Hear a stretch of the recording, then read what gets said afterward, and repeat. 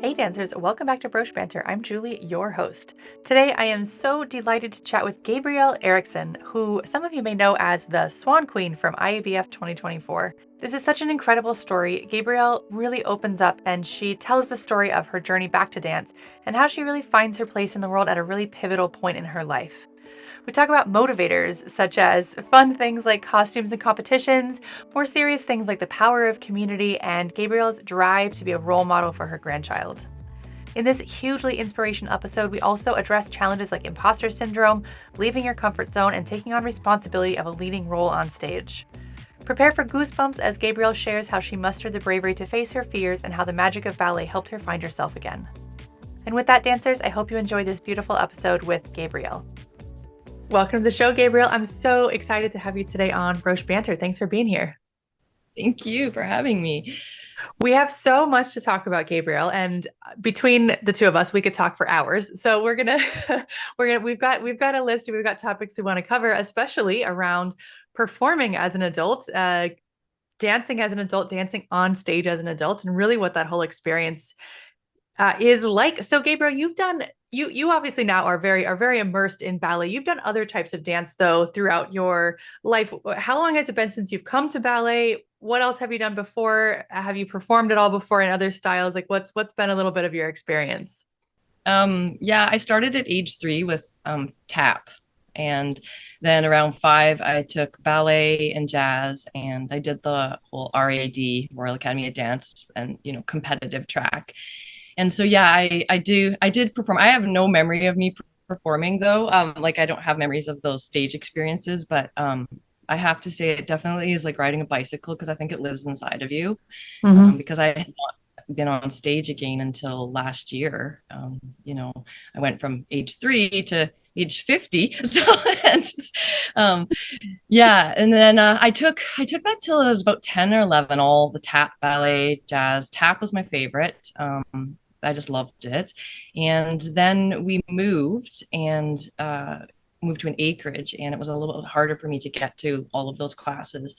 And so I got horse crazy and got a horse, and then took a big break from dance until really probably about 15 years ago. I started taking just adult tap and for fun with my friends. And then my boys took hip hop at the same dance studio. And yeah, I just kind of did it for fun. And then I took another break until pretty much till I found you in like 2021-ish, I think. So, Wow. Okay. There's so much information there that I didn't know. That's so exciting. Have you ever done like a routine with your boys? That would be so fun. oh, I want to make them come and do one with me next year. So, yeah. I could see like a tap or ballet hip hop combination being super fun. Yeah, now that they're all adults, I don't know. They'd probably be like, "No thanks, mom," maybe when they were younger, but yeah, it was great. It was really exciting because I wasn't in dance anymore. And then they ended up, being in the competitive, they took some competitive dance that year. And Yeah.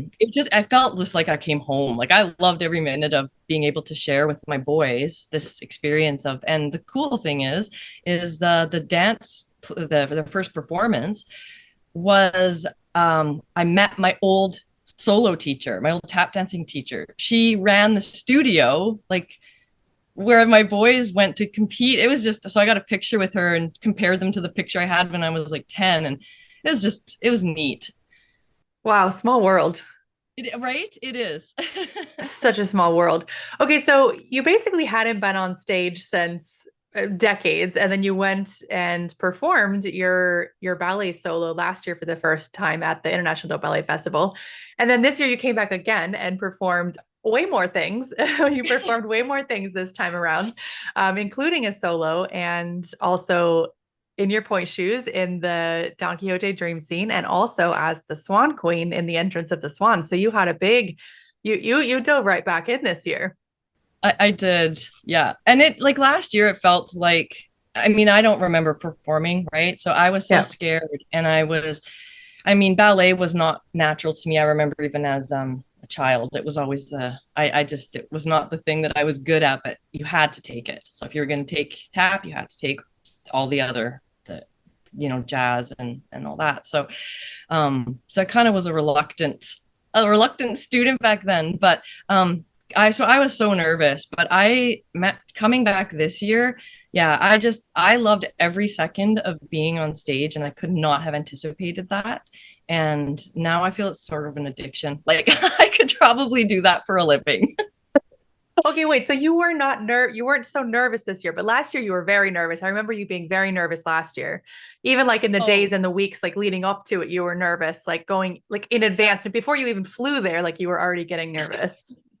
oh, absolutely. Like just that. I remember honestly shaking, and I was backstage Uh-huh. jumping up and down with my, hands over my ears before I went on, just trying to like get some sense into myself. And just, yeah, I was just, even technique wise, like going on stage and feeling like you don't really know enough steps, or maybe I'm not, like you don't know what to expect. You don't know what you think. Everybody's a professional. You think everyone else is there has like, been doing it since they were 18, and they've been 30 years into this as an adult. And it wasn't like that at all. And that was what I think got me hooked, was just that whole community was so supportive. You just getting on stage was enough for people to just cheer you on, right? Whether you remembered your steps or, froze or whatever. It was just that feeling is what brought me back this year for sure. Now, do you Community. actually, yeah, the community. I mean, do you actually remember the performance last year, or were you turned too nervous and kind of like blacked out? Like, so because sometimes when you're so nervous and you perform, like you actually don't record it to your brain afterwards. It's funny. I'm pretty sure I blacked out. Like Yeah. honestly, I don't remember. I remember just being terrified. Like that's actually a better word. Was terrifying. Yeah. Um, but yeah, this year, I mean, of course, you still get nervous, right? You get nervous, you're going to forget your steps. But um, it was a lot better this year. I enjoyed it a lot more this year. I felt more free to be on the stage and to just put my whole heart there.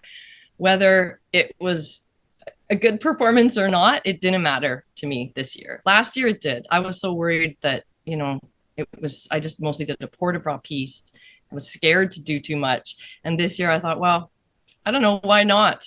Why not go out for it? And just the way that others honestly are there for you and cheer you on and get excited about all your wins that you have, right? I don't know. It's seriously magic. So, okay, so I have a couple questions. Why did you come back to ballet in later years? And then why did you perform in the first place? Because it was terrifying. So, I mean, those are the two, yeah, those are the two questions that come up so far. Why? I mean, I still ask myself why I didn't do tap. Like, why didn't I just do something that was easier for me, or that Yeah. my body seemed to remember? A lot of it was availability too. So Hmm. COVID was that pivotal time when everything was online all of a sudden, right? And it was easier. I felt like there was so much available, except it seemed to be all ballet. And that was part of it, is there was way more opportunity to take ballet classes than anything else. Right. So some of that was just having those opportunities there. So maybe if you had been a tap dancing studio, Julie, I would be doing tap now. I don't know. Here you were ballet. And so COVID played the huge role for me, because that isolation, I know it was for everybody too, but for me personally, we had just moved to a whole new Mm. province, and uprooted.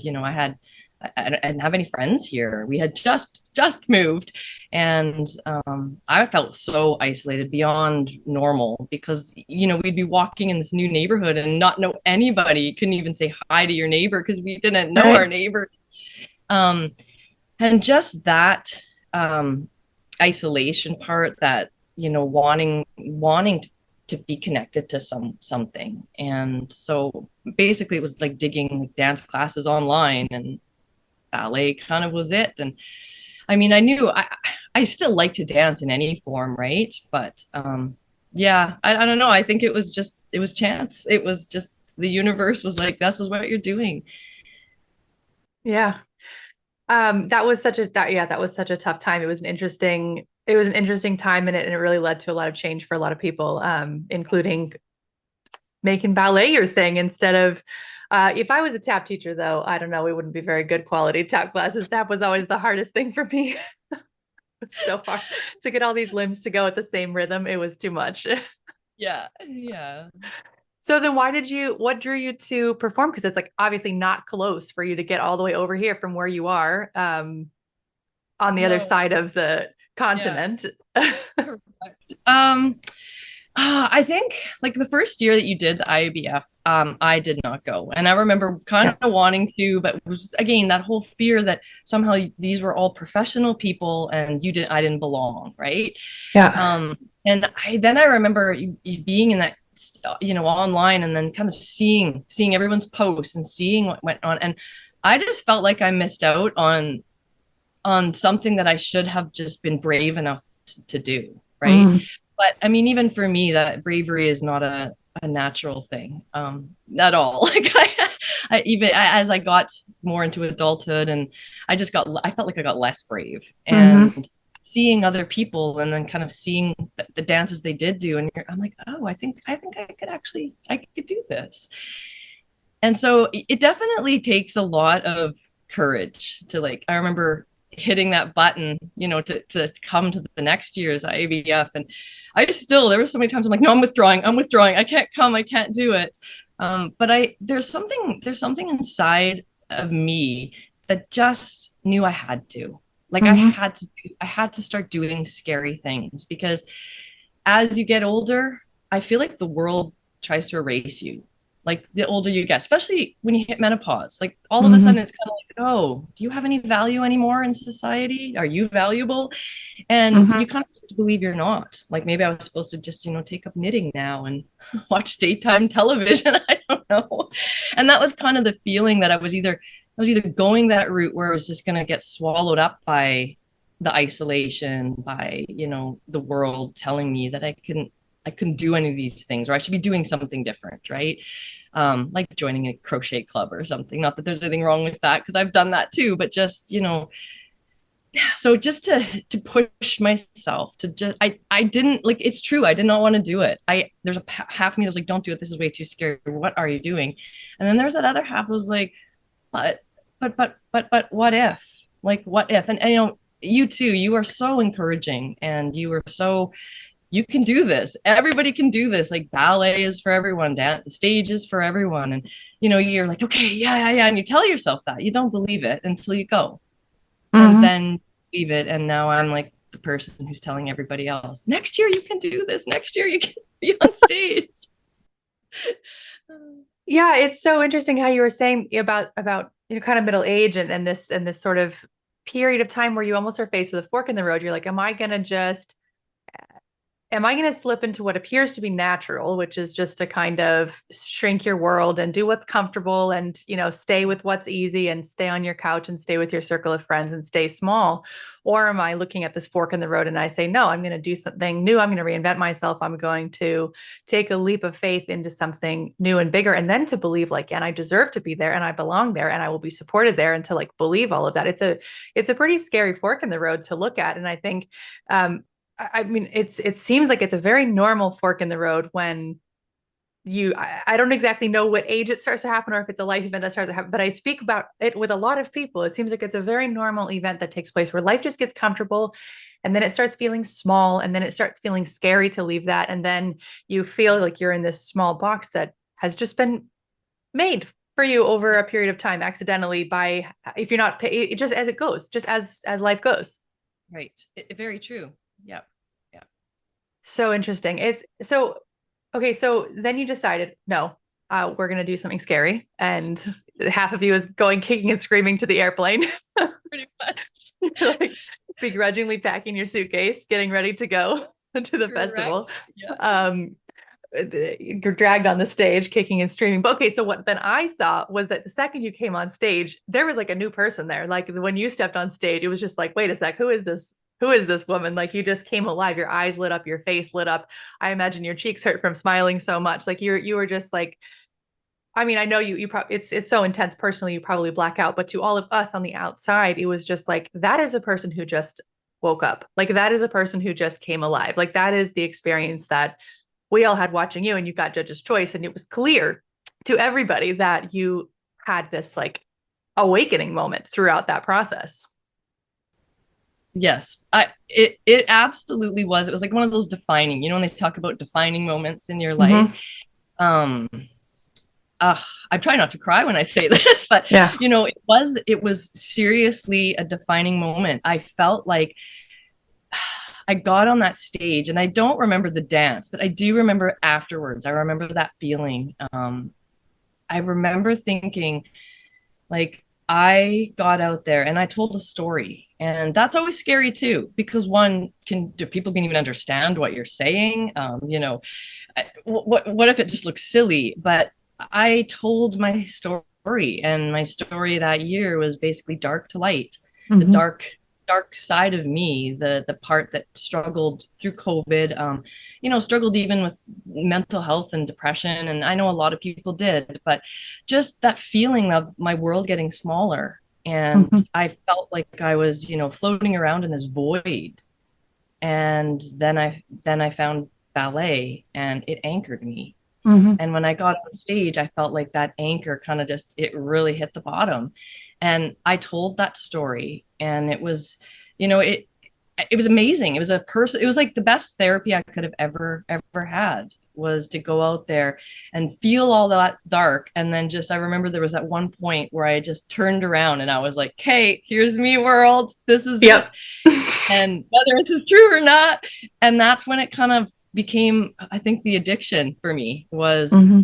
you can't see anything. You just see lights. It just feels so magical though, right? You're just like, I don't know, I'm smiling, and it's just like I'm just smiling in this light. And yeah, it was me coming alive and feeling anchored. And that has become the reason why I just keep doing it. The Mm-hmm. reason why I show up, the reason why I, wanted to come next year and do it all over again, and see if I could even better that experience. And that's how I feel now. Like, I think, oh, next year, what could I do? How could I make it even better? How could I get even braver? Yeah. And it changed my life, because people who knew me even throughout this process have commented, you are not even the same person that you were a year ago, 2 years ago. Like, sometimes I don't even know who you are, but this is great. Just keep doing it. And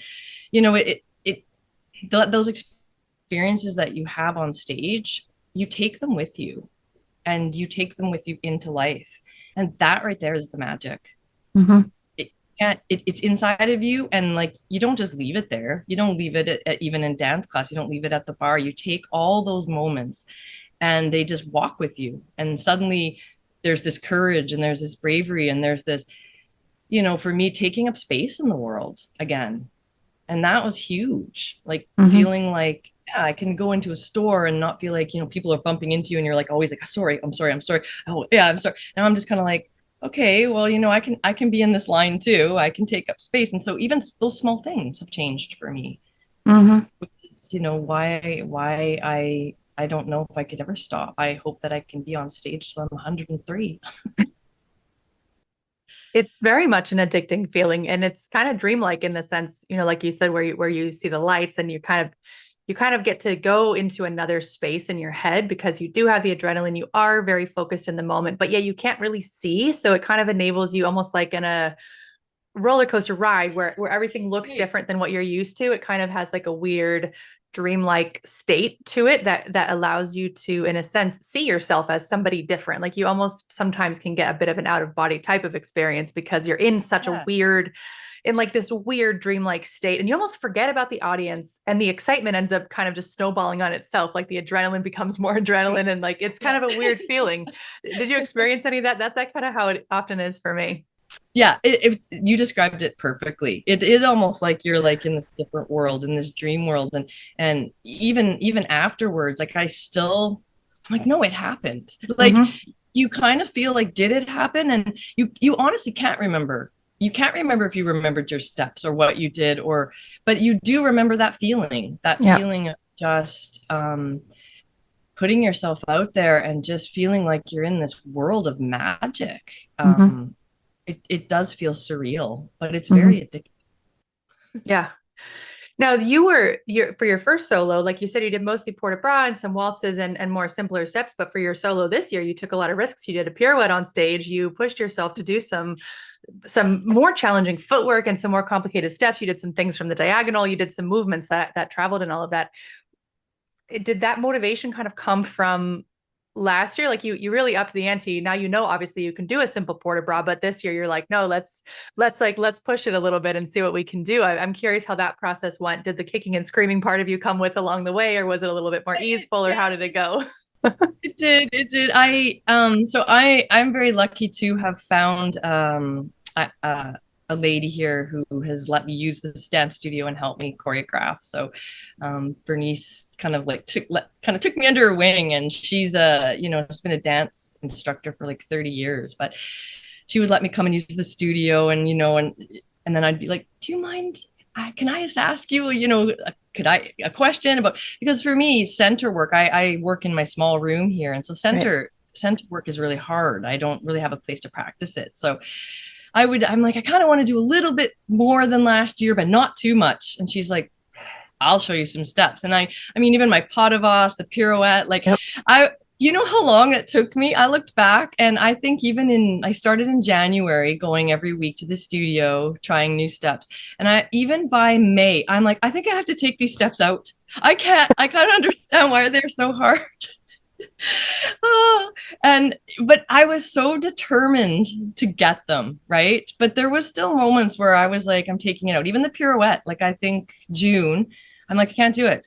I can't do it. There's no way. I'm going to be so scared. I'm going to be so nervous. I'm not going to be able to do that pirouette. I have to take it out. And she's like, okay, well, take it out, but it looks fine to me. I think you can do it. Just have fun. And that's her big thing, is always like, just go and have a good time. Like that's what you're supposed to be going there for as well. And I think when I got there, and I remember still thinking, I'm going to take it out. I think I'm going to panic and not commit. And the dress rehearsal day was what changed my mind. I will remember that moment forever, because you're on stage, you're basically, giving your best shot. This is going to be it. And I remember coming to that part, when you're like setting yourself up, you're like, boom, it's coming. And it's like pause, steps. You had me, point to prepare, or hear her in my head, right? And I'm like, oh, this is it. And I'm like, even if I don't get it, I remembered before I even took that turn, I am going to land and smile as if I just landed the most amazing triple pirouette, and I'm just doing the single one. And I just predetermined that I was going to do it. And, I look back now at the recordings and I'm like, wasn't that bad. I mean, I maybe put one in next year and it could be even better, but it wasn't, I didn't feel it was horrible, but I just remember thinking I was so proud of myself. And I was like, there's that bravery again in small ways. Push yourself, just do it. And even if you don't do it, just smile like you did it, because you did something. That's huge. That's huge. At that moment, to just tell yourself like, hey, we're going to do this and it's going to be fine, because at the end, we're going to make it be fine, however it went. To hear a dress rehearsal is just magic, because all your friends are just sitting in the audience. And then I heard everyone cheering me on. And I went from that pirouette into like, turns. And I remember being just as scared, going, oh my goodness. Like sometimes I didn't even hit them in studio. I'd fall out of them. I'd be dizzy. And then I'm like, whoa, I don't even know where I am. Yep. And I remember everybody was just cheering, and then they got louder. And I remember welling with tears on stage, because I was like, this is so cool. Like you're like, I'm beginner. I know I'm not doing amazing, professional turns, but that's not what everyone cared about. I think everyone cares that you're trying and you're challenging yourself, and that they all know that bravery too, right? The reason you cheer other people on when they do things that seem hard and are hard is because you know how much guts that took to just try that on stage. A pirouette on stage is no joke, because the lights are so different. And like you said, you might just panic and freeze up, or like you might blank out, or you might or you might get too dizzy because the lights are so disorienting. So there's a lot of anxiety in advance of it, not knowing how, like your first pirouette on stage is pretty scary, because you don't know how your own body is going to react to the pirouette. And so you don't know if it's going to give you vertigo and you're going to fall over, or if then you'll fall out of the next thing because now you're too dizzy, or like whatever is going on. So there's a lot of uncertainty with taking that physical risk for the first time you do a pirouette. The second time is a little less scary, right? Because you kind of already know how your body is going to react to turning in the stage lights. But like the first time you do a turn in stage lights, it's like, how is this going to go? Because I have the dangerous concoction of jet lag, adrenaline, and stage lights. So right. how is this going to unfold? Yes. And hurricane phobia, right? Oh This my year, that gosh. was a new fear unlocked. That was the new fear. Oh yeah, I know. Well, that kind of dwarfed the stage fright a little bit in one sense.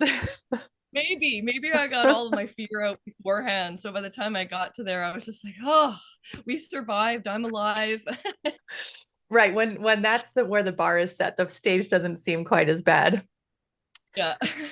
So you also had two other really big roles. You did a point role that was a challenge. That was a challenge for you, a challenge you decided on because of the color of a tutu. This is Gabrielle, the literal, you're going to love this though. This is literally the reason why I do different colors for different roles. Because personally, in my life, I have worked very hard for an outfit.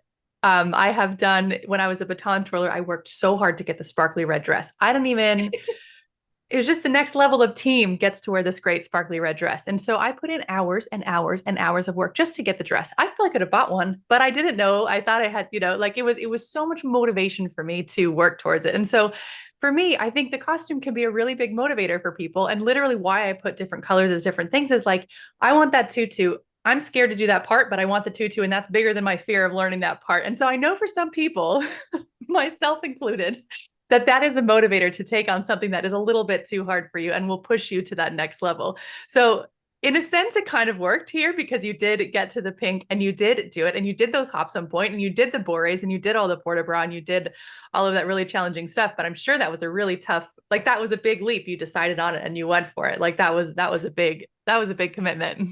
Always about the outfit, Julie. It's always about the outfit. That's what I always say. It's like, I don't care what sport you're going to be doing. It's like, what is the outfit going to be like? Because that was a big draw too. The pretty outfits and oh, is that a tiara? Like wow, okay, I want that too, right? So for me, that's a big part of it, is being able to wear all these gorgeous outfits. And if I could personally wear them all the time, I would be so happy. Like, I love opening that half of my closet. The other half, it's like a t-shirt again. Would you like a t-shirt? How about another t-shirt? Right? But yeah. Yeah. So yeah, it was a motivator. And I honestly remember I wanted that tutu. And then, I mean, I couldn't even get like those hops on point too. Like I remember still same thing. Like I'm like I'm like still on the bar. I'm like, oh my goodness, I'm going to fall over. There's no way I'm going to be able to do this. How am I doing this? I don't know. I think that whole fear must be a great motivator too, because when you start to get to crunch time, you're like, okay, now I can't put this off any longer. I'm going to have to do this like 4 weeks, 3 weeks, 2 weeks, 1 week. And it's like, body, you're just doing it. Like you're doing it because there's no other way we can get through this, or else I have to not go. So, and that's silly. Yeah. So we have to do it. Yeah. Yeah. But it is for me, it is always about the outfits, like 100%.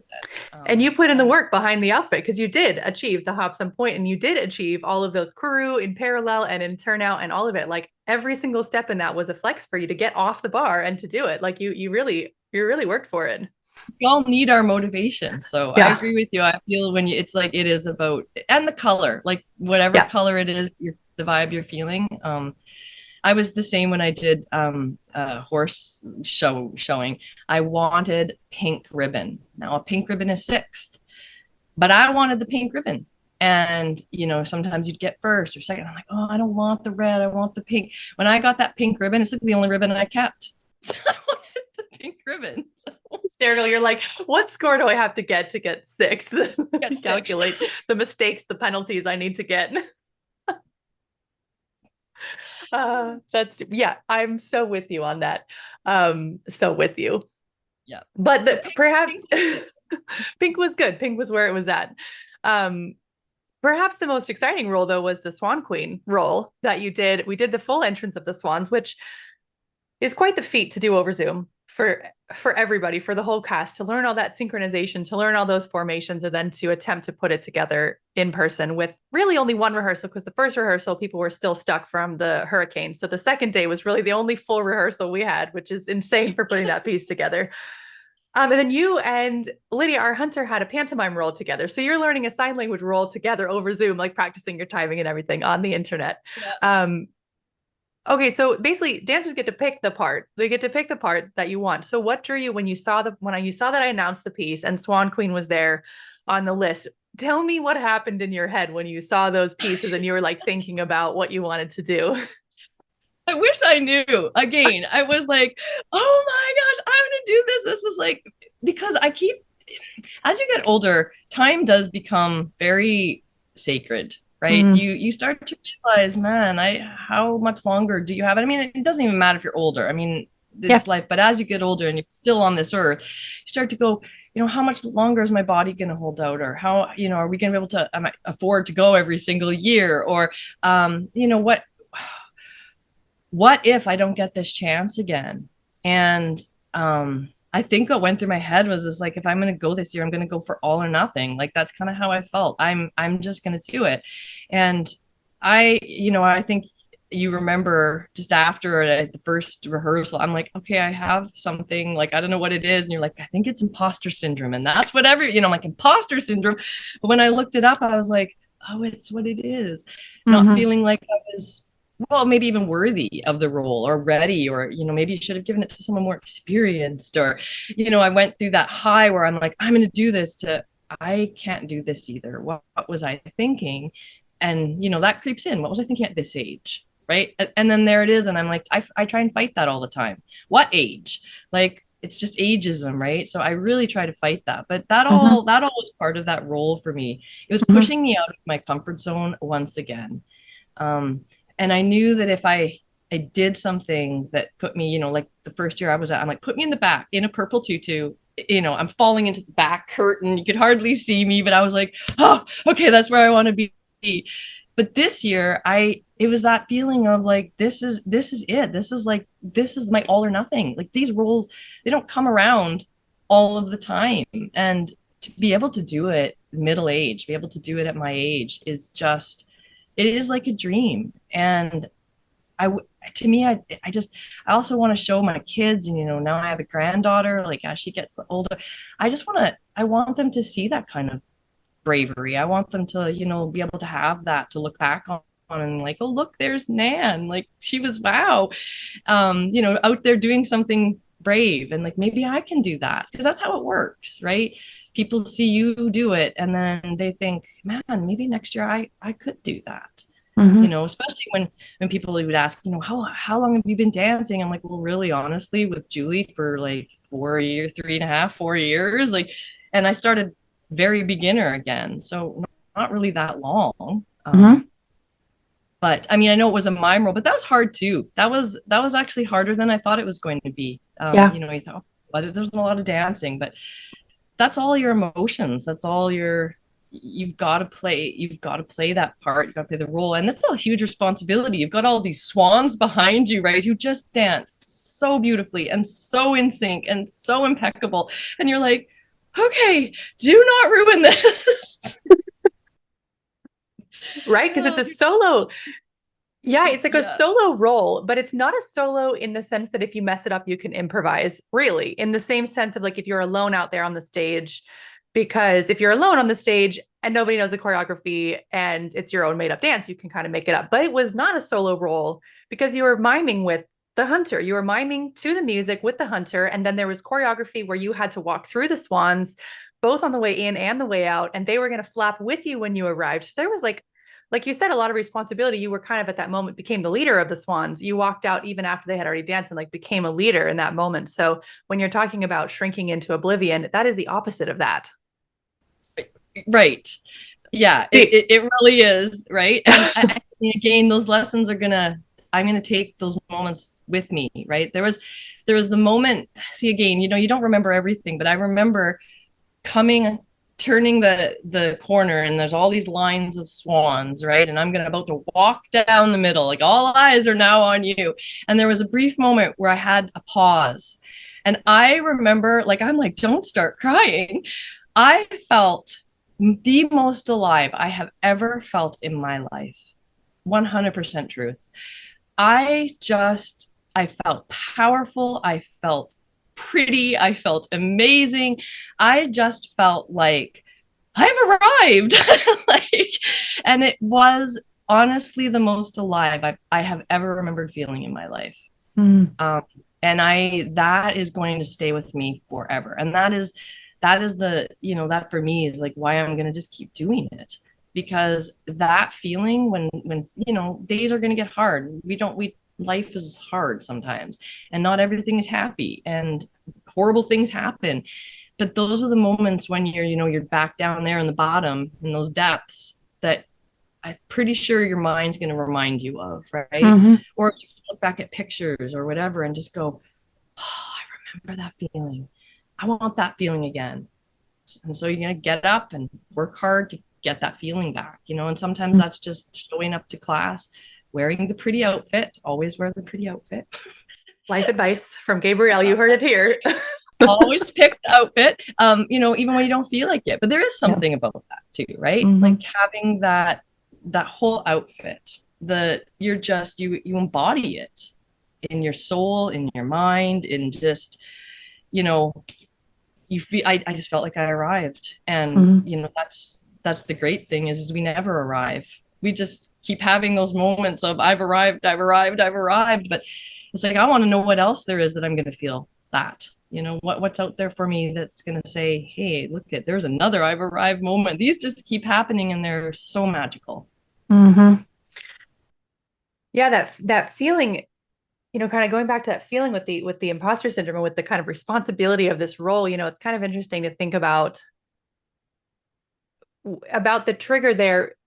For it's like to think that a dance can put you through all of these real life things is sometimes amazing, but until you've experienced it, it's just like you have this sort of like responsibility that you take on when you take on a leading role. Like you said, even though it's not a dancing role, so to speak, like there's not really footwork you had to remember a little bit, like you had to go to arabesque for throwing the arrow and some walks and you had to count and whatever.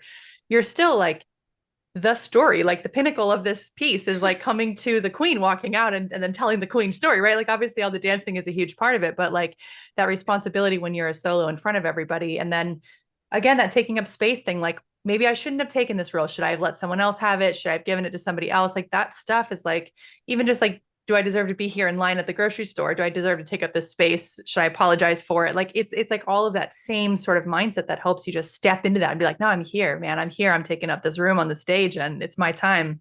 That's it. That's right. Fine. Right. And I feel that it's something that we desperately need as women in this world, as aging women in this world. Yeah. It's like, no, we all need to take up space and we all need to have these moments that in our lives that are so magical and so amazing. And I just tell everybody, you should do ballet. I don't know how many times I've even told my daughter-in-law, so just do it. You should do it. Just start. Because it's just it. I just started. Before I did this podcast, I looked back at, I think probably the first week I ever took a class with you, a recording, and oh my goodness. Then to now, I'm like, I remember thinking I was actually good. Oh, did you take video of your first class? I did. And oh my gosh. Crazy to look back and see even just how I carried myself. Yeah. Like, how I looked, my facial expressions. I looked like I was scared and small and, just kind of like, I don't know what I'm doing, which was true. But yeah, just the progression. I mean, it's always good to look back and see that progression and see that in yourself. And so, for Swan, I mean, I'm looking forward to even a year from now, right before I go again, to rewatch that and just be like, oh, I wonder what this year's going to be like. How do you top that? But I want to for myself. Like, yeah. It doesn't even have to be that kind of role, but just the feeling of of that, of being on stage, of pushing yourself, of doing something hard, of knowing that you have this incredible community of people behind you. Like some of the closest friends I have now are all people through Broche and through IABF. And, we talk on a daily basis. It's like now I feel like I've known them forever and it's just been a year. It's amazing how that really brings everybody together when and I think it's like you allow your own walls to come down and then you allow other people to actually see you, which I think makes it closer very more quickly than someone who you're only just doing small talk with or someone where you're just staying surface level with them. If you're guarding yourself, you don't let them see you, how you're supposed to connect on that deeper level. But when you go through these experiences together, you see people for who they are a little bit sooner in the friendship. And I think it really brings you closer to a shared, connection. Yeah. And well, in ballet, I mean, we're all doing something we just love. And like, Yeah. now I couldn't imagine just being a tap dancer, right? I love ballet and I'm falling in love with it more and more. The point shoes too. I mean, I remember getting my first pair of point shoes in like 2021. And again, I'm like, I've arrived, I got point shoes. And that feeling too, it's just all these really neat moments that are shared that, other people are having them and they feel just the same. And it doesn't matter what age you do them. If you're 15 and get your first pair, or you're 50 and get your first pair, that shared love of what we do and everything about that is just it honestly is magical. I always tell you, you're just like a magician.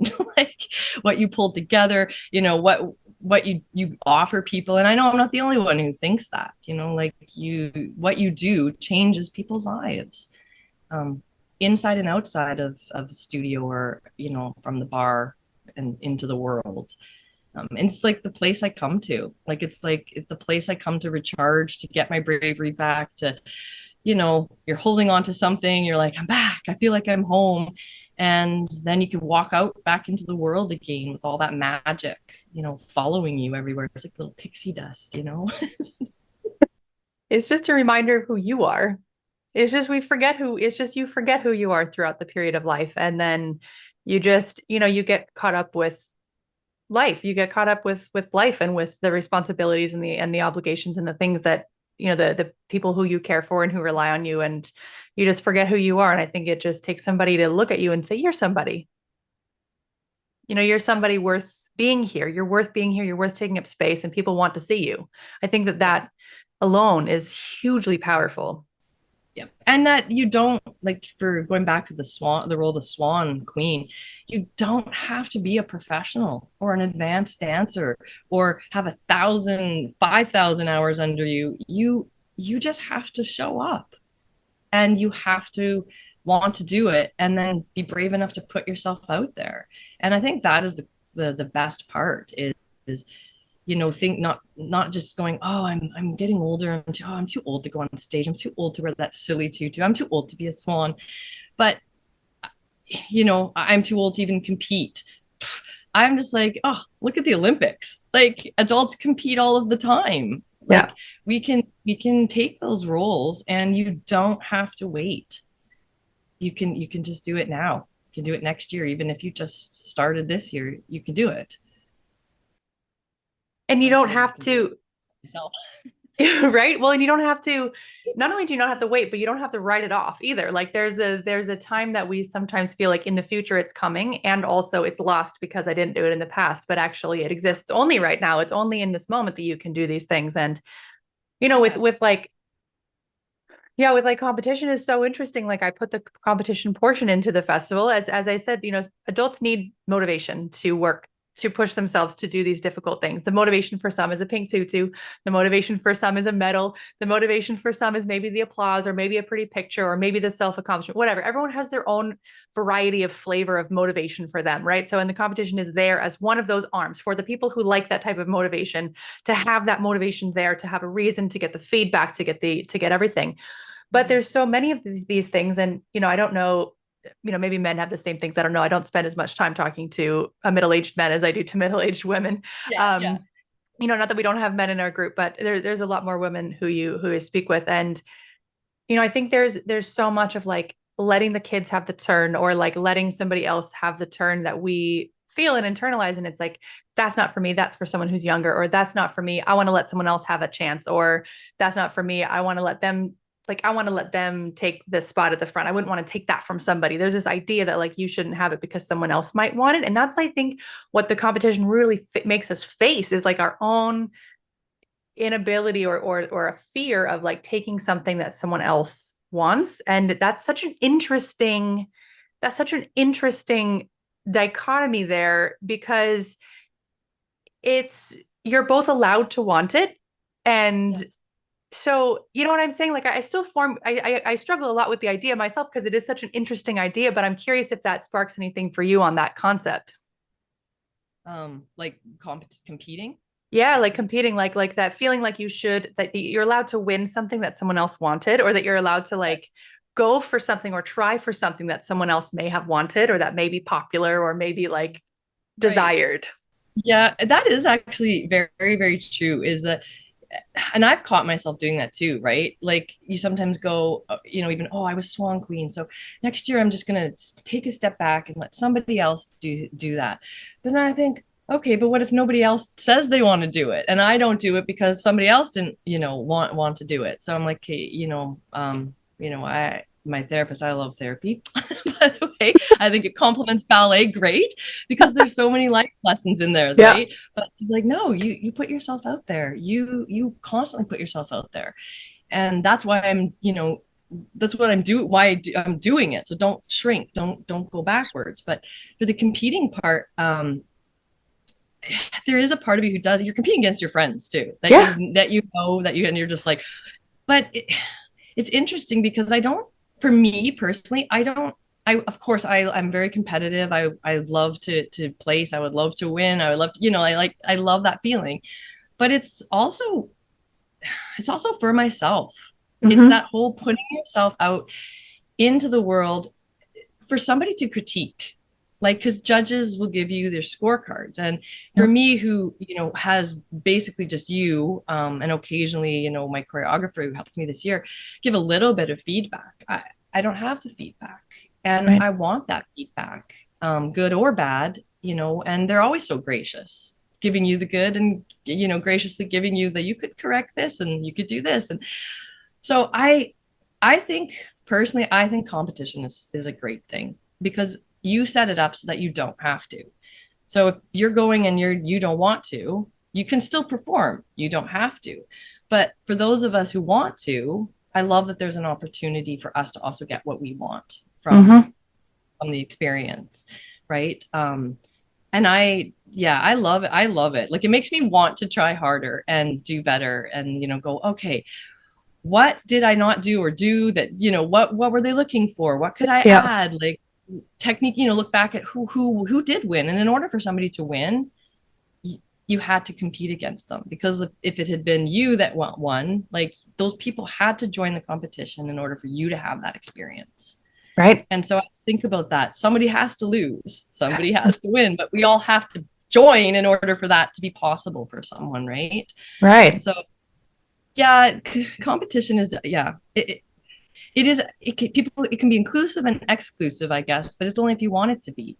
And I think everybody handles it so well Mm-hmm. because we just cheer each other on and we are supportive of each other there. And it's such a welcoming community.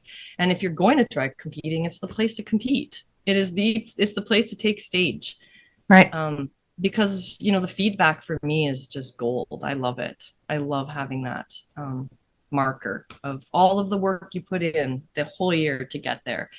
You go home with these little comments of, there's like nuggets. They're in, you can put them inside of you and just be like, oh man, that was so great. Or man, I'm going to work on that. I didn't know that I did that and I'm going to work on that. So Mm-hmm.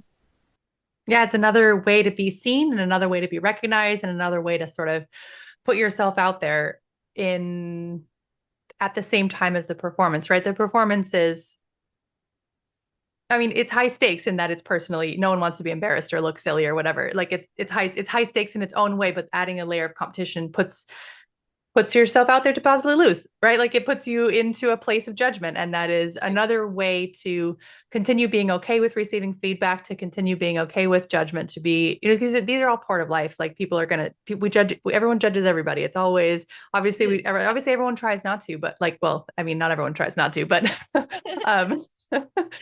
if you're conscientious, you're trying to abate your judgments and you're trying to, take things for as they are. But you still, as a person in the world, receive feedback and criticism and judgment and negativity from people, and putting yourself out there voluntarily to receive that type of thing is another avenue for personal growth that you can experience. Exactly. I was going to say, like personal growth, like that whole being empowered. And knowing that knowing that you're growing, knowing that you had growth, because you personally don't always see it, right? So year to year now I have two sets of scorecards, and I can see it just from what was written, right? Mm-hmm. So sometimes when you have those days where you're like, oh, I'm quitting, I can't do this, I'm never going to get to advanced classes, I'm never going to do that, I won't be able to do that. You can kind of go, but I'm doing it, I'm doing it, all these little steps to get there. And it's just for me, it is honestly another motivation to do steps that are harder, to go for, if your technique was low one year, just be like, okay, well, what's some technique I can throw in there to level that up, right? I love every part of it. I know not everybody does, but it's just for me, personal growth for sure. Mm-hmm. Yeah. One thing I really appreciate about just in your conversation, like you have kind of a handle on these recurring voices that come up in your head and then something to say back to them. Like, I love that you have this sort of like, I'm never going to get here, I'm never going to get there. Then you have like these snappy retorts. You're like, well, I already am. Thank you. Those must have taken quite some time to notice and develop. But I like that you have these two sets of voices, like the negative one that comes up.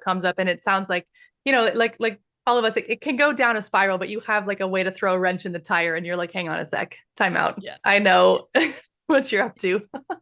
Yeah, I know. It's like it is the two little voices all the time, but that's for me, that's my journey, right? It's my journey out of that darker time, out of the the whole going through menopause, like all of that was just so, to me, really just a dark time. That whole idea of just floating around again, and I just didn't know where I was supposed to land. My kids are out of the house now, they're grown adults and getting grandkids. Like it's a stage of life, and I have to talk to myself. I'm home alone now. So but if you're going to talk to yourself, you need to have those other voices, because we all have those days where the voices that are telling you to stop or quit, or you're too much, or you're not enough, or you're too old, or I mean, they're there. And so I just, for me, I definitely have to have that side that also can talk to the other side and kind of go, okay, right? And I show up, and showing up to class with you, you get that from you too, right? I always leave feeling empowered. I always leave feeling like I've just done something really good for myself. And you show up and you do something hard, and ballet is incredibly hard. It's harder than I ever could have imagined. Like, I've spent the past year working on fingers, like it's a pinky finger can make or break your port de bras. It's just absolutely crazy, right? Yeah, no lies. That's so true. A pinky toe can also do the same, have some kind of same effect. Your balance can be completely gone. And it's those kinds of moments where you're just like, no, I'm going to do these things even if they're hard, and then be able to tell myself the reasons why I show up. Because before I didn't have those reasons, but now I've got 2 IABFs under my belt, I have lots of reasons. Right. Yeah. And you have a reason to show up for yourself, and you have a belief that you can show up for yourself, and you've seen it happen. You have the evidence to show that you can do these things, and that you did do these things, and that you're able to do these things. So it's like you have now some feathers in your cap. Whereas before you have the evidence, you don't have the evidence. It's normal and natural to be nervous and anxious because you don't have the evidence of how you're going to respond to it. That is just pure bravery, right? That is just pure, like, I'm going to I'm going to go and I don't have any idea like how I'm going to respond to this. Right. And then once you have a little bit more, like it's still super scary, but in a different way. Cause you're kind of like, am I going to live up to my expectations? You have different levels of, you have different things that you're facing. It's no longer just straight up unknown. It's like another level of like, trying to recreate something or trying to top yourself or trying to, then you have a level of expectation, which has its own thing to contend with. So it's a you get the full arc. You get the full arc of life trying to You absolutely do. Like, yeah, yeah. And you start, well, I mean, I guess like competing and showing up, you can do it for the external motivation, right? But I think the most powerful thing about dance is that you pretty much have to have the internal. You have to do it for yourself. You have to do it because you believe in your body or you believe in your mind and you believe in your ability. And to me, all that external reward is a bonus. It's like the sparkles of it all, right? But it's that whole figuring out life and wanting to show up for myself, right? The reasons why you do brave things is because you don't shrink and you don't become small.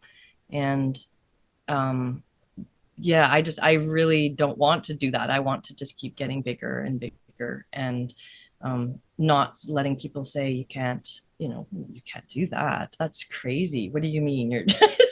You're going on point shoes at 50? Oh yes. I Yes, I am. am. My feet probably wish that I didn't, but Well, yeah, they don't have much say in it. that's right. They'll adjust. They'll figure it out. Well, yeah. Yeah, I think I think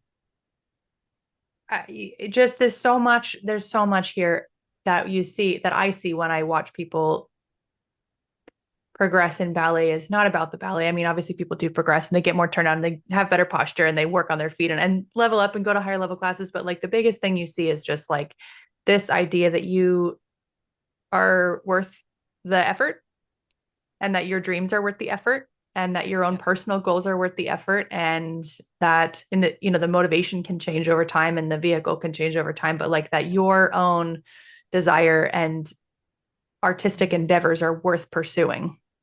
Right. Yeah. And you'll always have that to draw on now, right? Like the more you challenge yourself and the more you are brave and the more you work on things, like you don't just lose that. It becomes so much of a part of you will always have them now to draw on, right? It's like Mm-hmm. that well that you just can reach back in. And even when you're like, let's say you live to 100, and I've seen some stuff on Instagram like that where maybe your body can't dance but you can still use your arms. And I've older Right. people dancing and closing their eyes and feeling the music, and I'm just like tearing up. I'm like, oh, see, this is why I just want it in my body. I want that in my muscle memory. So I always have that to draw on, whether you're able-bodied at that age or not, right? So Mm-hmm. yeah, It's I just yours. yeah, it is. And so it's so much more than just taking the ballet, taking a dance class, or for me, it's just so much more. Mm-hmm. It's life. It's everything. Yeah. And I really wish we would make it more normal to wear those outfits to the grocery store. I think it starts with you, Gabrielle. That's right. I just wear my swan costume to get groceries. At least start with the headpiece. Okay. At least start That's with the right. headpiece. I did wear my headpiece to restaurants and to the beach last year. I felt See? like I needed to continue celebrating the whole vibe. Felt really silly, but in the next breath, it also felt really fun because people would be like, why are you wearing that? And then you got to share this part of your life and then tell your story a little bit. And yeah, Yeah, I think so. If it's appropriate for a little kid to wear their dance costume after the recital to the store, I think we can too. right, right. And now I have my Halloween costume all picked out. Swan Queen for Halloween. That's perfect. The gift keeps on giving. Gabriel, I think we wandered through everything that was on our list to chat about. Did we miss anything? Any parting words that you want to leave people with? I think mostly we did touch on everything. I think for me, being able to just share again that like the gifts that you can bring to this world, no matter how old you are, and the gifts you can bring to yourself by being brave and whatever it is, maybe it's not ballet, but whatever it is that you're going to put yourself out there. And just like getting older doesn't mean we can take up less space. Being a woman doesn't mean we can take up less space. And just gifting for me, just realizing that as we age, we can gift those below us, like my boys, and then my future grandchildren, like the gift of my happiness, my independence, the gift of like showing up in the world, being brave. That's all like an inheritance that I can leave them. And even people just younger than you, like showing people that it is never too late to show up and like in huge ways and stand under that spotlight. And if you can do it at my age, you can pretty much do it. Like you can get in those point shoes at 50 or 60 or it just whatever. But yeah, just living a life that like your kids and like other people see that you're always striving for joy, even if sometimes it's not there, and even if it's hard, and even it seems elusive. But just the gift of being a whole person, and giving other people that, maybe that courage, if they're listening to this and they're thinking, oh man, I didn't know, that's so cool, I think I might try that, right? That's kind of what I want to leave, is that inheritance of just find your magic, because it's there, and then once you get it, you don't get rid of it. And I do find things less, like I'm definitely more brave. I find things less scary. I mean, we just went through a hurricane, and I actually I look back at that and I'm like, okay, I mean, for me, I have huge phobias around thunderstorms alone. Yep. Never mind hurricane. But I mean, there were moments of where I felt panic. Of course, everybody probably did. Moments where you felt unsure. But what a great place to have that happen, is just be like, I'm on stage, and you're like, okay, I'm on stage. I don't know where we're going with this, but I'm going to maybe be dancing and be, that'll be it. But just the bravery that can come from showing up and facing your fears, and then being able to turn around and gift that to the world. Mm-hmm. And I think it shows up in places you would never expect. Like the people who performed at the first festival, they sparked this in you, right? So these are real concrete people. These are real 36 people who showed up at that first festival and gave this gift to you that you are now giving to other people. And you performing at the second year surely gave it to somebody who came the third year, and then so forth, so on and so forth. And, throughout the people in your life that you show, hey, I'm scared of this and I did it anyways, then they think, oh, well, I'm scared of that too, but I think I could do it anyways. Like that feeling, like you said, it really is an inheritance. And I think that when it comes to a society, like the older people in the society have the ability to shape and craft and mold the society, and show the younger people how it's done, and show each other how it's done, and inspire and encourage each other. And you think about, like, the elders of a community are the leaders of the community. And so how do you want to lead people and show them, like, that we should live small lives, or that we should live big lives, or that we should face our fears, or that we can be somebody after our kids left the home, or that whatever you need to share, and it might be different for each person, but that is not only the inheritance for your family, but for our society as a whole, and for each other, which means it's for their family. And so it builds on itself in a really huge and meaningful way. Yeah, it really does. Yeah, it really does. And all from, starting at a plie at the bar. Yeah. I mean, it sounds crazy when you think of it, but when you really take every single step and you look at it, it's we all living in an ecosystem together, and affecting each other, and influencing each other, and inspiring each other. And that's like the word magic you said. That's what the magic is. That's all it is that's showing each other that scary stuff can be done. Correct. and then you can be in a hurricane. You can handle it. Yeah, you can handle way more things than you think you can. That's right. Yeah. That's the biggest lesson. Yeah, huge lesson. Gabrielle, this was so much fun. I could talk to you for hours about, well, we do talk for hours about life, etc.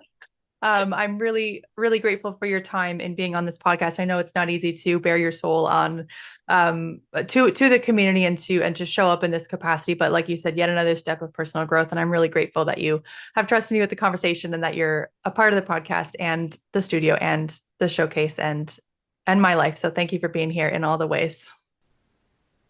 Thank you. Thank you. You know, I think you're magic. And yeah, so if you're thinking about, taking that first ballet class, just do it. Just do it. Before you'll know, you'll be swanning. Really top notch. She's very nice. Except when you forget. Yeah, that's right, right? I just make a face. I'm nice about the corrections, but I do lay them on. Yeah. So we find a balance. Good, but how else do you get better? That's right. That's right. All right, Gabrielle, thanks again. Super fun. All right, it was. All right, dancers, that was the episode with Gabrielle. Isn't she just so full of magic? Definitely check out her Swan Queen performance. The link to it is in the show notes here below. And if you are called to the stage, I hope you'll join us next summer at the International Adult Ballet Festival. Registration for IABF 2025 is now open, and early bird discounts will be all the way through the end of 2024, through December 2024. If you are pulled to the stage, if you want to step out of your comfort zone and into the spotlight, check it out at IABF.dance, and I would love to see you there. All right, dancers, I will be back in your ear next week with another amazing episode. And until then, I wish you very happy dancing.